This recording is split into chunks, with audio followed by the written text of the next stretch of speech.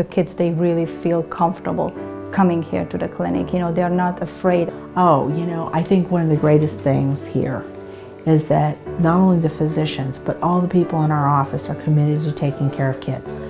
And the great thing is that our nurses and our staff who work here all have children too. And so they have some understanding of what it's like to have a child who's ill or to have a child who's having a problem.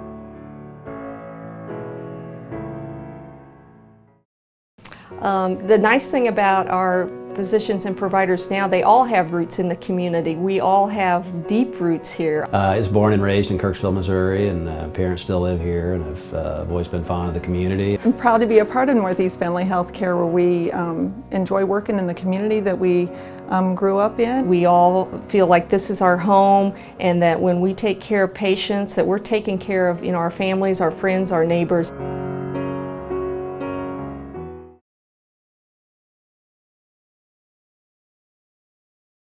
SciStar believes that no operating system should be exclusive to an elite demographic. That's why they offer the Open and Rebel line of computers. Better hardware configurations for less money with quality customer service and support to back it. As a college student eating ramen noodles for dinner, I can appreciate that.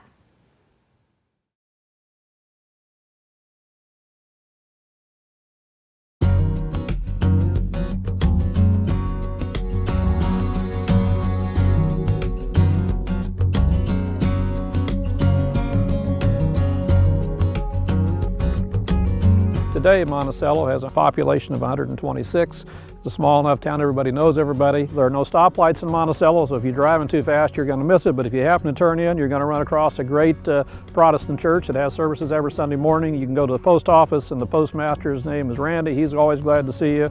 Everybody in town knows everybody. When you walk in the bank, you're called to by your first name. You're not just an account number. We've started the business there 10 years ago, and very slowly, surely, we've built up a business that actually reaches out and touches all 50 states and several foreign countries. At the turn of the century, diabetes was almost non-existent. But if you turn the clock up 100 years to 2000, we have a runaway epidemic of diabetes. When I went to school, nobody had ADD. I mean, you look at the modern school today, you've got kids taking medicine, and this is all driven off a diet. And it's so simple just to get back to the foundations of good, healthy diet, and by consuming, grass-fed beef, organic vegetables, getting away from processed foods.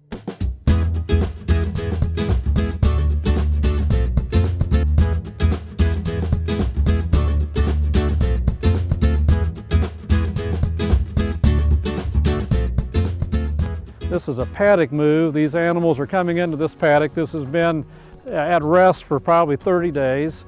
And as soon as they come in here, you can watch their habits. They're going to put their nose down. They're going right after high quality forage.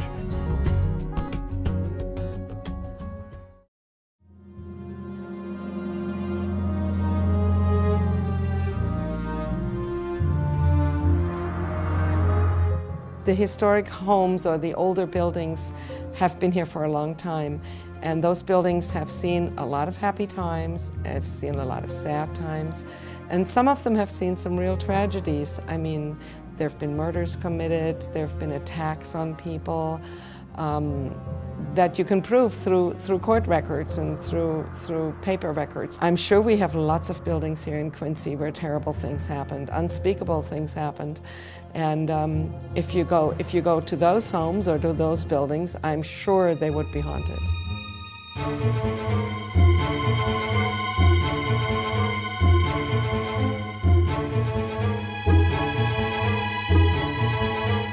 The house was built in 1876 by John Bernard and Mary Stredoff. They had 10 children and 3 foster children that they raised here.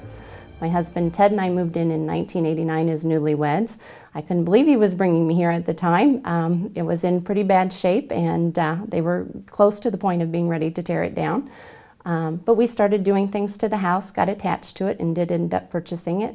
Stephen Stredoff, the youngest son, took over the farm. He and his wife Anna lived here with 4 children. They ran a 4-burner still in the basement and were some of the biggest suppliers of moonshine in the area at the time. They had a son, Virgil, who at the age of 2 got into some of the ingredients of the still and died here in the home. When my oldest son, Tad, was about 3, we were sitting on the couch one day and it felt like a cold breeze blew through the room. He got up and chased it and said, "There goes that wild child, Mom." And he talked about playing with this little boy in his playroom. So when I later found out about the 2-year-old that had died in the home, I wondered if that was who he had seen. It was neat because, I mean, I felt the breeze on my arm. I mean, I felt that like somebody had run past us.